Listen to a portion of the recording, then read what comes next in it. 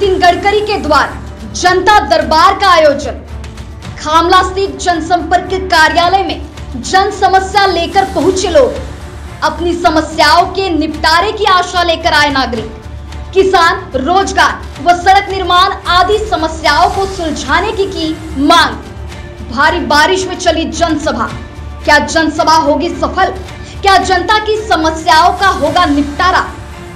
केंद्रीय भूतल व परिवहन मंत्री नितिन गडकरी, इनके द्वारा आज रविवार को यहाँ पर उनके नागपुर स्थित कार्यालय में, जनसंपर्क कार्यालय में यहाँ पर जनसभा का यानी जनता दरबार का लोगों के समस्याओं के निपटारे के लिए आयोजन किया गया है। आइए जानते हैं सीधे जनता से कि उनके क्या समस्या है, क्या समस्या लेकर वो आए, क्या बताएंगे? मेरा नाम प्रमोद है, मैं नागपुर का रहने वाला हूँ। समृद्धि हाईवे के बाद में, दाताला के बाद में नागपुर के तरफ गुमगांव से लगकर गैस पाइपलाइन जाने वाली है। ये नेचुरल गैस पाइपलाइन है। इससे नागपुर को, पूरे महाराष्ट्र को, पूरे देश को पूरा फायदा होगा, क्योंकि हमारे घर में जो सिलेंडर आएगा वो पाइप से आएगा, तो सिलेंडर की कीमत कम हो जाएगी। बहुत सारे रिफाइनरीज, जो पावर स्टेशन है, उनको गैस मिलेगी, खत के कारखाने आ जाएंगे। ये सब फायदा हमको होने वाला है। और ट्रांसपोर्टेशन कॉस्ट, गैस यहाँ से हमारे पास टैंकर से आता है, जिसके कारण गैस सिलेंडर की बहुत कीमत है। पाइपलाइन से गैस आने से गैस की सिलेंडर की गैस की कीमत कम हो जाएगी, सबको इसका फायदा मिलेगा। लेकिन जो किसान है, जिसके खेत में से ये पाइपलाइन जा रही है, उनको गैस अथॉरिटी ऑफ इंडिया सिर्फ 10%, मतलब हमारा खेत की कीमत मान लीजिए 1 लाख रुपए एकड़ है, तो हमको मात्र 10,000 रुपए मिलेंगे। और जहां से पाइपलाइन जा रही है उसके ऊपर हम कंस्ट्रक्शन नहीं कर सकते, कुआं नहीं खोद सकते, कुछ भी नहीं कर सकते। इसका मतलब है हमारी जमीन है खाली किसान के लिए रहेगी। हालांकि वहां पे बहुत सारे लेआउट पड़े हुए हैं।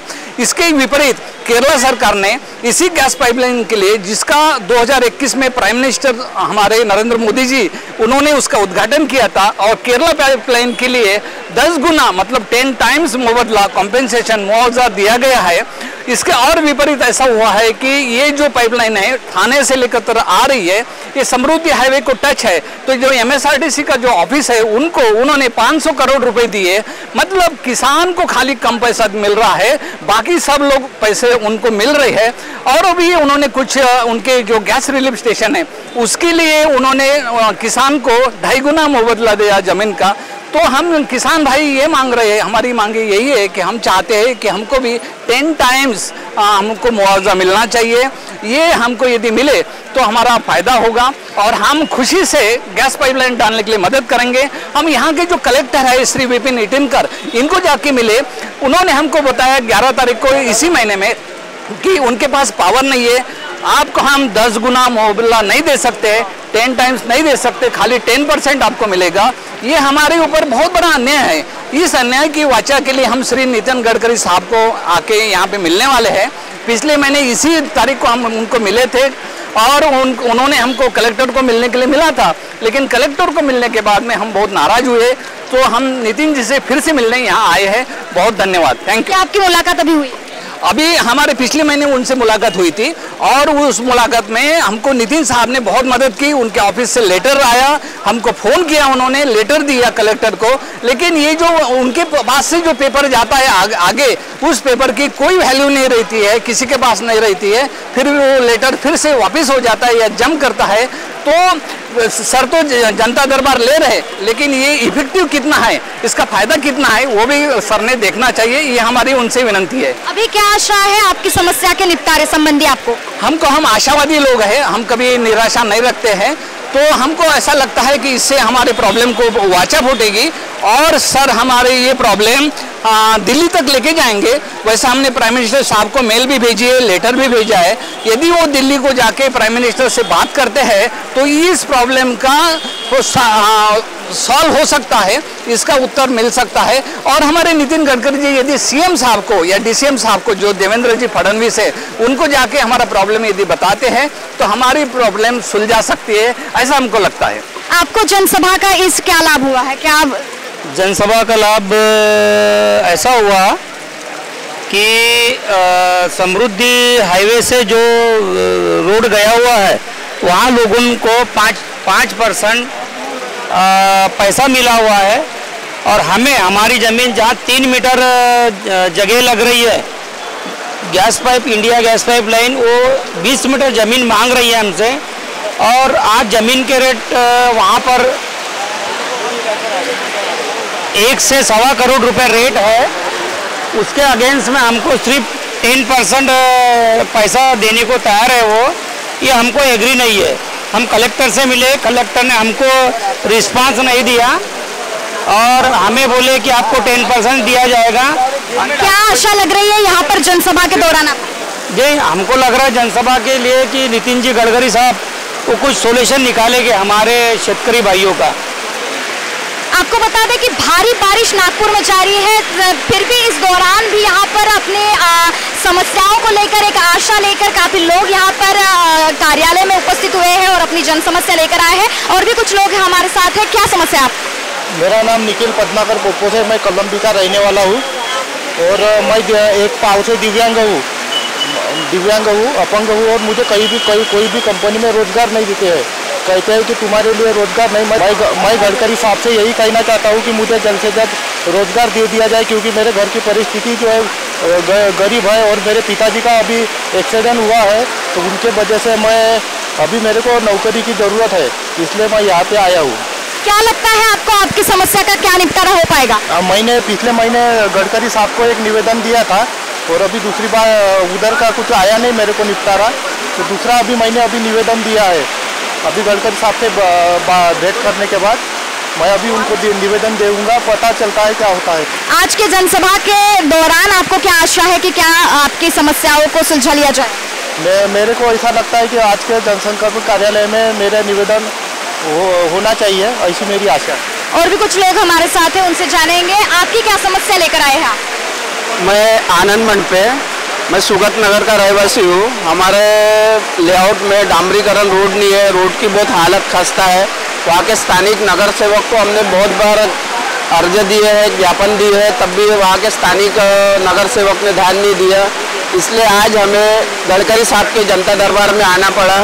अभी मुझे आशा है कि गडकरी साहब ही हमारे वार्ड की रोड की समस्या हल करेंगे और कारपोरेशन को बताएंगे कि यहाँ के स्थानिक नागरिकों की समस्या रोड की हल करें। आपकी मुलाकात हो पाई है? ना, अभी होने की, अभी मुझे टोकन नंबर मिला है, अभी थोड़ी देर में हो जाएगी मेरी मुलाकात। और भी कुछ लोग हमारे साथ हैं, उनसे जानेंगे क्या समस्या है। मेरा नाम रविशंकर, मैं एक सोशल वर्कर हूँ और बात ही कैसा है, फुटपाथ पे हॉकर जोन वाले ठेला लगाते, मेरा एक्सीडेंट से सर फट गया था, तो पुलिस वाले सर ठेला नहीं लगाने देते हैं, बोले बंद कर दो, 8 बजे के बाद बंद करवा देते हैं। जो भी माल बनाते हैं उसका नुकसान होता, तो मैं गडकरी साहब से मिलने आया, कुछ हमारी समस्या का समाधान करेंगे। अभी मुलाकात हुई नहीं, तो टोकन नंबर 302 है हमारा, और बाकी भी लोग हैं साथ में, बेचारे आ रहे 100 कम से कम 10-20 परिवार है, बेचारे ठेला लगा के पेट पालते हैं। बरसात का सीजन है, कुछ नौकरी धंधे पानी है नहीं है, तो उसके वजह से कैसे सर से मिले, कुछ समाधान करेंगे समस्या का। क्या लगता है इतने बड़े जनसंख्या में आपका नंबर लग पाएगा? नंबर मैडम देखते आशावादी है भाई मैडम, आशा आकर के आए, लगेगा तो नहीं लगेगा, खड़े हैं। और मिलने के बाद कुछ आशा है आपको आपके समस्या के निपटारे की? मैडम बता दें, अब उनके ऊपर डिपेंड करता है, गरीबों के हित में वो क्या कर सकते हैं। मैडम नमस्ते, मैं उप सरपंच अंबोली तालुका चिमूर जिला चंद्रपुर से हूँ। मैम, मेरे गांव का एक प्रॉब्लम है, जो घरकुल पंतप्रधान आवास योजना करके जो योजना है, उसमें से जो मेरे गांव के पूरे घरकुल जो है पूरे कैंसिल हुए मतलब कुछ तांत्रिक कारणों की वजह से, उसके सिलसिले में मैं आया हूँ, 120 किलोमीटर से आया हूँ। और मेरे जैसे युवा जो पॉलिटिक्स में अभी कुछ करना चाहते हैं, उनके लिए सर इंस्पिरेशनल है, क्योंकि जो उनका जो काम करने का तरीका है और जो इंडिया में जैसे वो काम कर रहे हैं, जैसे रोड के हो, इंफ्रास्ट्रक्चर के हो, जैसे अमेरिका में जो उस टाइप के जो बना रहे हैं सर, तो उनका काम देख के मुझे एक आशा लगती है कि मेरा प्रॉब्लम सॉल्व होगा। मैं अभी मिलने का हूँ, लेकिन मुझे अभी 2.5 साल हुए सरपंच बने हुए गाँव का, तो उनका जो काम देख के मैं इधर इंस्पिरेशनल होकर आया हूँ कि जाके मेरा प्रॉब्लम सॉल्व होगा करके। क्योंकि जो मेरा घरकुल का जो प्रॉब्लम है मेरे गाँव का, अभी बारिश की वजह से बहुत सारे घर मतलब गिरे हुए हैं पानी में, और जो पूरे मेरे गांव के पूरे के पूरे जो घरकुल है वो कैंसिल हुए, इसलिए इसके सिलसिले में मैं आया हूँ। कितनी संख्या है घरकुल की, कितने लोग? 385 है मैम, और वो जो 385 है पूरा 100% जो घरकुल है हमारे गांव के पंतप्रधान आवास योजना के पूरे कैंसिल हुए तांत्रिक कारणों की वजह से। और उसके सिलसिले में मैंने कलेक्टर, CEO, जिला परिषद सबको मैंने निवेदन दिया है, लेकिन उसका कुछ हल नहीं निकला। तो मैं इसलिए आया हूँ कि सर केंद्रीय मंत्री है उसकी मतलब हमारी तरफ से उधर वो हमारी समस्या मांगे और सॉल्व होगा, यही आशा लेकर मैं इधर आया हूँ। मैं माजी नगर चौक कृष्णा इंटीरियर, मैं जूनियर मंगलवारी में रहता हूँ और वहाँ की रोड की हालत इतनी ख़राब है। जब 1900 नागपुर महानगर पालिका में 2006 में ठराव पास किया, उसके बावजूद फाइल होने के बाद में 17-18 से नगर रचना विभाग और नगर भूमापन अधिकारी इसमें घूम रही। 17-18 के बाद में भी अभी तक नहीं हुआ। वहाँ पे लोगों को इतनी आस्था है कि वहाँ रोड बनना चाहिए। मंजूर होने के बाद में भी यहाँ टाला टूल हो गए। हमने नितिन गडकरी साहब को भी निवेदन दिया, महानगर पालिका में दिया, कलेक्टर, पर किसी की अभी आंखें खुल नहीं रही है। खुद सड़क परिवहन मंत्री रहे हैं गडकरी जी, क्या आशा है आपको, आपका समस्या का क्या निपटारा हो सके? अभी गडकरी साहब को हमने निवेदन दिया है और आज इसके लिए वो भी दे रहे हैं। 2-3-4 निवेदन है हमारे। एक तो रोड के बारे में, दूसरा झोपड़पट्टी। जो झोपड़पट्टी है, झोपड़पट्टी में रहने वाले लोग 1978 से रहे, उससे पहले चल रहे रहने के हत्ती नाला करके, हत्ती नाला, चीजपुरा, दियोरपुरा वगैरह। और वहाँ पे क्या ऐसी परिस्थिति है कि डीप में लोग रहते हैं, टैक्स भरते, सब कुछ कर रहे। उसके बाद भी हमारा कहना है कि भाड़े पट्टा कराना गवर्नमेंट करे, गलत है। उनको मालकी पट्टा देना है, जबकि वो महाराष्ट्र सरकार को किराएदार नहीं है, जबकि वो अतिक्रमण करके बैठे हैं और सरकार भाड़े पट्टा करना। आज के जनसभा के बाद आपकी क्या आशा है? आज देखो, अभी जाने के बाद में साहब क्या बोलते हैं उसके ऊपर डिपेंड है। वैसा मेरे यहाँ स्कूल है, 19-20 साल से पढ़ी है, लेकिन कुछ सिर्फ कंपाउंड वाल होकर पढ़ी है। वहाँ पे दवाखाना लोग मंगनी कर रहे हैं, वहाँ पे वाचनालय होना चाहिए, लेकिन कुछ भी नहीं हो रहा। या स्कूल किया जाए, महानगर पालिका कोई ख्याल नहीं दे रही, ऐसी परिस्थिति है। दूसरी बात, केंद्र सरकार में हमारे नितिन साहब हैं, गडकरी साहब हैं, जो जिनके 28 साल के पहले जिनके आदमी एक्सपायर हो गए, विधवा बाई है, तो उन विधवा बाई को बीपीएल के लिस्ट में जिनका नाम नहीं है, लेकिन बीपीएल में ऐसे लोगों को भी अभी तक जो कुटुंब अर्थसहायता योजना की पेंशन नहीं दे रही, दे नहीं रहे, अभी तक उनका नाम नहीं है, उनको भी अन्याय हो रहा है, लेकिन सरकार कुछ भी नहीं कर रही। तो ये कम से कम होना चाहिए। इसलिए हम आज चारों निवेदन नितिन गडकरी साहब को देने वाले हैं और बोलने वाले कि ये जल्दी होना चाहिए। अभी इलेक्शन आ रहे, लोगों के हित में है। हम जो चुन के आते हैं लोगों के हित क्या है। मैं भी 10 साल नगर चौक था, अपक्ष से चुन के आया हूँ, और ऐसे परिस्थिति में काम नहीं होते होंगे तो लोग आखिर हमको कौन से ढंग से देखेंगे। इसलिए हमारी रिक्वेस्ट है कि नितिन गडकरी साहब को बोलने वाले तो हम इमीडिएट इसके ऊपर एक्शन नहीं करें। जी, माननीय केंद्रीय मंत्री नितिन गडकरी जी से हमारी मुलाकात हुई, जो हमारे साथ एक वफद था, डेलीगेशन था मोमिनपुर से, मध्य नागपुर से।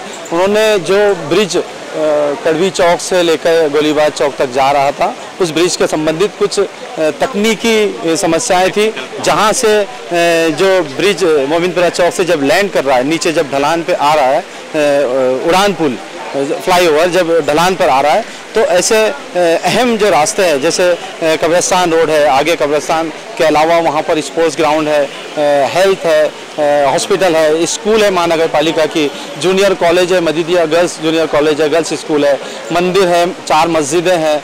तो वो 2 जो बड़े रोड है वो ब्लॉक हो रहे हैं, और राइट साइड में भी जो है एक इस्लामिया जूनियर कॉलेज और स्कूल है, तो वो भी ब्लॉक हो रहा है आगे। तो लैंडिंग का इसका बहुत बड़ा समस्या थी, जिसकी वजह से मकसद ये हमने बताया उनको कि मकसद ब्रिज का ट्रैफिक फ्लो को फ्लो को आसान करना है, क्लियर करना है, लेकिन लैंडिंग की वजह से ट्रैफिक यहाँ पर डिस्टर्ब हो रहा है, यहाँ पे कंजक्शन होगा। तो हमने उनसे रिक्वेस्ट की कि इसको जो है आगे बढ़ाया जाए, और उसके अलावा जो है हमने जो उनको दिया है डेलीगेशन, उसमें ये बात भी कही है कि इसकी चौड़ाई को भी कम किया जाए, क्योंकि जब 40 फीट का जब फ्लाईओवर होगा तो वो इमारतों से टच होकर चलेगा, जो कि भविष्य में हादसों का संकेत देता है। जिस तरह से हमने देखा कि रेलवे स्टेशन के सामने गणेश टेकड़ी जो मंदिर है, उसके श्रद्धालुओं को मंदिर में जाने के लिए तकलीफ हो रही है, इसलिए वो ब्रिज जो फ्लाईओवर बना है रेलवे स्टेशन के सामने, उसको भी जो है तोड़ने के आदेश हुए।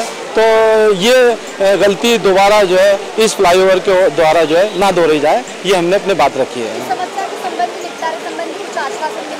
जी, उन्होंने कहा है कि जो सब जी जो रेलवे को रेफर करेगा, और चीफ इंजीनियर को उन्होंने पूरे मैटर को टेक्निकल पॉइंट से रिफ़र किया गडकरी साहब ने, और चीफ इंजीनियर रेलवे के जो चीफ इंजीनियर है उसको रिफ़र करेंगे वो, और वो स्पॉट इंस्पेक्शन करेंगे और फिजिबिलिटी क्या है रैम के लिए वहाँ पर वो उसके बारे में वर्कआउट करेंगे, आपको कोई सोल्यूशन की तरफ में जाएंगे, ऐसा उन्होंने कहा। क्या आशा है आपको समस्या के निपटारे की? आशा तो पॉलिटिकल आशा बोल सकते हैं अपन, और दूसरी भाषा में तो बोला नहीं जा सकता कि क्या होने वाला है करके। बहरहाल हमने जो टेक्निकली वो उस बात को जहाँ पे रखा है, इसकी वजह से ये कनेक्टिविटी डिस्टर्ब हो रही है। 5 कनेक्टिविटी डिस्टर्ब हो रही है, एजुकेशनल कनेक्टिविटी डिस्टर्ब हो रही है, स्पोर्ट की कनेक्टिविटी हो, हॉस्पिटल की कनेक्टिविटी और रिलीजियस कनेक्टिविटी, ये तमाम की तमाम पब्लिक इंटरेस्ट में है ही नहीं, जैसे नॉन पब्लिक इंटरेस्ट में अहम जो बात है इस आपको क्या फायदा होगा, क्या लगता है? जी देखिए, ये दरबार है यहाँ पे ये बहुत अच्छी बात है कि गडकरी जी जो है लोगों को सुनने के लिए अपनी अदालत रखते हैं, तो यहाँ पर इससे अपनी बात रखने का एक मौका मिलता है। लेकिन हम चाहेंगे कि और बेहतर तरीके से बातों को सुना जाए, क्योंकि ये जनहित के मुद्दे होते हैं। अगर जनहित के मुद्दों को नहीं सुना जाएगा तो जनता किसकी अदालत में जाएगी। तो इसमें जो एक सबसे जो अहम चीज़ थी कि शव यात्रा यहाँ पे आती है, और आपदाओं में फायर ब्रिगेड है, शव यात्रा की गाड़ियाँ जो होती है कम से कम 10 एवरेज में जो शव यात्रा मैयतें यहाँ पे आती है, तो जाने में जो फ्लाईओवर बनने के बाद जो कंजंक्शन होगा, जाने में बहुत तकलीफ होगी। और इसी बात का हमने कहा कि इस बात पे आप जरूर ध्यान दें। कमर्शियल एक्टिविटी यहाँ पे छोटी छोटी दुकानें हैं। इस जनसभा में क्या समस्या लेकर आए हैं आप? मैडम, मैंने माननीय प्रधानमंत्री नरेंद्र मोदी को सर्विलेंस एक्ट बनाने के लिए वह नागपुर में CBRN सेंटर बनाने के लिए रिक्वेस्ट किया था। ये कानून हमारे देश में बने ही नहीं है। ये super telepathic artificial intelligence computer है जो कि गैर कानूनी है। ये डायरेक्ट एनर्जी वेपन्स है। इससे नागरिकों को लकवे का मरीज, हार्ट अटैक्स, इससे मारा जाता है। ये पेटेंट टेक्नोलॉजी है, इसके खिलाफ देश में कोई कानून ही नहीं बना था। मैंने माननीय प्रधानमंत्री को पत्र के द्वारा कानून बनाने के लिए रिक्वेस्ट किया था। उसका ड्राफ्ट हुआ बिल भी मैंने उनको भेजा था। तो मेरे को PMO से एक लेटर प्राप्त हुआ, और ये लेटर हमारे महाराष्ट्र के चीफ सेक्रेटरी को भी प्राप्त हुआ। तो मेरे को वहाँ से लेटर आया हुआ है। तो उसके बारे में मैंने माननीय नितिन गडकरी के पास में मैं आया हूँ कि भाई यहाँ नितिन गडकरी साहब जो है मिनिस्टर है और हमारे नागपुर के ये खासदार है, तो इनके पास में मैं अपना पूरा वो लेटर और बिल और ड्राफ्ट देने आया हूँ कि नागरिकों की रक्षा की जाए। ये टेलीपैथिक कंप्यूटर है, ये रेडियोलॉजिकल वेपन है। ये वेपन के फंक्शन बहुत बेकार है। ये जो सर्विलांस है, ये सैटेलाइट सर्विलांस है, इसके फंक्शन बहुत बेकार है। जैसे कि ये MRI टेक्नोलॉजी रहती है, उस तरीके से ये स्कैनर टेक्नोलॉजी है। वह ये माइंड रीडर टेक्नोलॉजी भी है। और थर्ड ये टेलीपैथिक टेक्नोलॉजी है। टेलीपैथिक टेक्नोलॉजी का मतलब ऐसा है मैडम कि यहाँ पे इससे मतलब नागरिकों को पागल भी बना सकते हैं, पागल बनाया जाता है। ये टेलीपैथिक है, ठीक है। ये ब्रेन कंप्यूटर है, इंटरफेस से अपलोडेड कंप्यूटर है। वह ब्रेन मशीन इंटरफेस से अपलोडेड कंप्यूटर है जो कि गैर कानूनी कंप्यूटर है। ये पेटेंट टेक्नोलॉजी है, इसके खिलाफ देश में कोई कानून ही नहीं बना था। और इस सैटेलाइट सर्विलेंस से ये जो सर्विलेंस ऑपरेटर है गैर कानूनी बिजनेस करते हैं, जैसा कि जमीनों का काम, हॉस्पिटलों का काम, दवाइयों का काम देश में धड़ल्ले से चालू है। क्या आशा है आज के जनसभा में? अभी तो मैं मैडम इनसे मिला नहीं, बस अभी मेरे को यहाँ से टोकन मिला हुआ है। तो मैं गडकरी साहब से रिक्वेस्ट करूँगा कि भाई ये भी मतलब कानून बनाने के लिए रिक्वेस्ट करे। और देश भर में हेल्थ मिनिस्ट्री ने 2 CBRN सेंटर बनाया हुआ है, एक हरियाणा में और दूसरा चेन्नई में। तो मैंने उनको रिक्वेस्ट किया था कि हमारे महाराष्ट्र में भी बनाया जाए। और जो ये सेंटर बने हुए हैं ये 50 बेडों के सेंटर है ऑल इंडिया में। तो मैंने उनसे रिक्वेस्ट किया था कि ये सेंटर की संख्या बढ़ाई जाए देश भर में, क्योंकि इतनी बड़ी आबादी है तो 50 बेडों के सेंटर से कुछ मतलब नहीं है और 2 सेंटर से कोई मतलब नहीं है। तो महाराष्ट्र में भी बनाया जाए और ये सेंटर नागपुर में ही बनाया जाए, और हर सेंटर में रिसीवर और जैमर लगाया जाए, क्योंकि ये जो गैरकानूनी सैटेलाइट सर्विलांस है ये रेडियोलॉजिकल वेपन है, रेडिएशन वेपन्स है। तो ये रिसीवर और जैमर ये सेंटर में लगाना अनिवार्य किया जाए, ये मेरी शिकायत है। इस गैरकानूनी सर्विलांस से मेरा पूरा परिवार, मेरा खानदान पूरा बर्बाद किया गया है। मेरे खानदान में मेरे रिलेटिव को और मेरे पिताजी को मार दिया गया हुआ है। ये डायरेक्ट एनर्जी वेपन है, इससे हार्ट अटैक से मारना बहुत आसान है और पैरालिसिस से मारना बहुत आसान है। ये साइलेंट वेपन है, इससे नागरिकों को पता भी नहीं चलता कि कैसे क्या लोगों का हार्ट अटैक आ गया, कैसे क्या लोगों को लकवा हो गया, कैसा शरीर में कैंसर बन रहा है। ये स्कैनर टेक्नोलॉजी है। तो बस मैडम इसके खिलाफ में अपनी लड़ाई चालू है। और ये कानून बनने के लिए मैंने दिया था, तो मेरे को वहाँ से लेटर आया हुआ है, वो लेटर लेके मैं यहाँ पे आया हूँ कि गडकरी साहब इसके लिए पहल करें।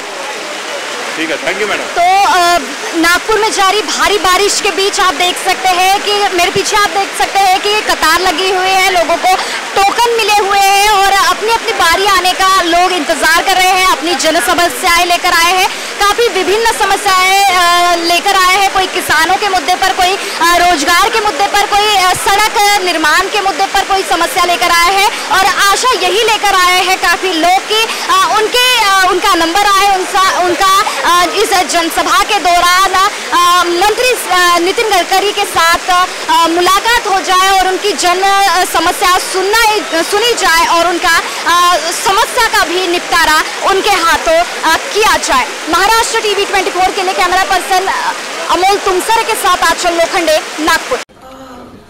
बॉस ने मीटिंग बुलाई। बाहर उठो बैठो। तकलीफ उठने बैठने की नहीं, तकलीफ बवासीर की है। बवासीर फिशर भगंदर पाइलोनियल साइंस का आयुर्वेद तथा आधुनिक लेजर से उपचार। कॉल या विजिट करें www.pilesfistulacure.com। गंजेपन एक समस्या। क्या आप गंजेपन से छुटकारा पाना चाहते हो? तो आइए साई नेचुरल ब्यूटी केयर। गंजेपन से छुटकारा केवल 1.5 से 2 घंटे में। विदेश की टेक्नोलॉजी अब भारत में। American non surgical hair replacement centre, complete hair washable, hair weaving, bonding, tattoo and piercing centre, permanent and temporary tattoo.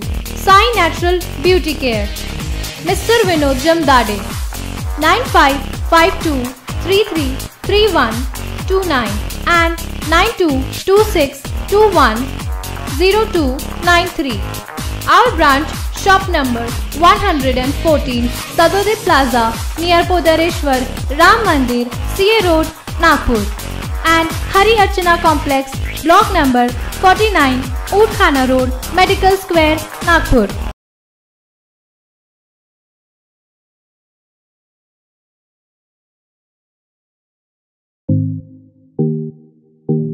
Sachin lifestyle monsoon offer, कम से कम दाम में कपड़े, वो भी क्वालिटी के साथ। कपड़ों की खरीदी पर डबल धमाका ऑफर, बाय 1 गेट 1 फ्री के साथ साथ अब कपड़ों की खरीदी पर 50% की छूट। सचिन लाइफस्टाइल का धूम धड़ाका सेल, जहां मिलेंगे संपूर्ण कपड़े बचपन से लेकर 55 तक। तो देर किस बात की, पहले आइए पहले पाए। सचिन लाइफस्टाइल, रमानगर, शताब्दी चौक, बेलतरोडी रोड, नागपुर। इस खबर के प्रायोजक है शिवशंकर आयुर्वेदिक क्लिनिक, अनुभवी डॉक्टर्स से सज्ज, सभी प्रकार के आयुर्वेदिक दवाइयाँ मिलने का एकमात्र स्थान। इनका पता, Shivshankar Ayurvedic clinic, doctor Mangala Ketkar hospital के सामने, महाजन मार्केट के पास, टेम्पल बाजार रोड, सीताबर्डी, नागपुर। महिला विकास स्वरोजगार बहुउद्देशीय संस्था नागपुर मेगा ट्रीट फेयर, जहां है 340 फीट बड़ा गेट, वो भी सेल्फी पॉइंट के साथ। हैंडलूम, हैंडीक्राफ्ट एग्जीबिशन और amusement park, furniture, decorative item, dresses, imitation jewellery, food stall और सबके लिए ढेर सारी खुशियां ही खुशियां। साथ ही सबके लिए रोबोटिक एनिमल्स पार्क, तो देखना ना भूलिए।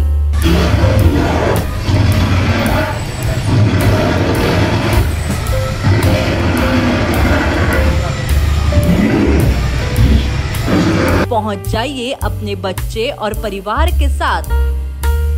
नागपुर मेगा ट्रेड फेयर, हमारा पता Padmavati Chowk, Manish Nagar, T point, Beltarodi road, Nagpur. जब कुछ न समझ आए और कुछ नया खाने का मन हो जाए तो आइए पवन भोजनालय। पवन भोजनालय, कम दाम में स्वादिष्ट खाना ऐसा जो मन भर दे। पवन भोजनालय, मटन करी, चिकन करी के साथ साथ अब शुद्ध शाकाहारी भोजन, वो भी भरपेट। तो यदि आप स्वाद की तलाश कर रहे हो तो आपकी तलाश अब हो गई पूरी। पवन भोजनालय, 200 लोगों की बैठने की व्यवस्था, साथ ही चूल्हे पर तैयार किया भोजन। बर्थडे पार्टी, किटी पार्टी के लिए सबसे अच्छा होटल पवन भोजनालय। 3 ब्रांच, हमारा पता MIDC Hingna road, saint Xavier's के पीछे, बंसीनगर चौक, यशोदा नगर राज स्कूल के बाजू एक बार अवश्य पधारे और स्वादिष्ट भोजन का आनंद ले। भरपूर पार्किंग व्यवस्था,